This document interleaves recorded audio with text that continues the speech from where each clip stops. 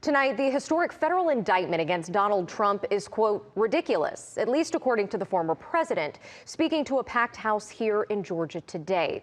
He faces 37 serious criminal charges that could land him in federal prison. And as you know, Carly, Trump spoke to a packed house at the Georgia Republican annual convention down in Columbus this afternoon.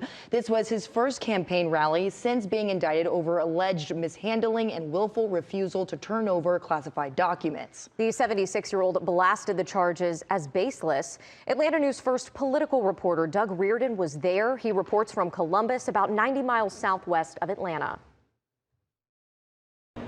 In his roughly 90-minute address here at the Georgia GOP convention in Columbus, Donald Trump told a story of persecution, corruption, and lies, calling this week's indictment from the Department of Justice politicized and the people carrying it out cowards. He also attacked the investigation out of Fulton County that could yield another round of indictments against the former president by the time the summer is over. President Donald J. Trump.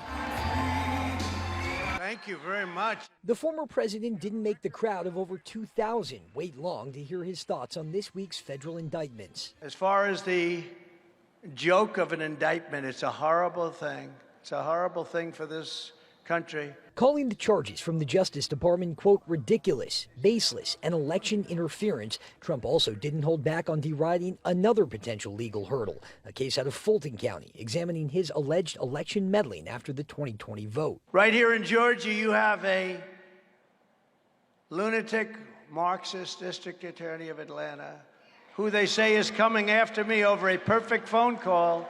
It's the very same language he's used before to describe the phone call, asking Secretary of State Brad Raffensperger for the exact amount of votes he would have needed to win the Peach State. I thought the results were ridiculous. Legal analysts made clear anything that Trump said on stage can make its way into the Fulton County case. We were just blessed that Trump could be here.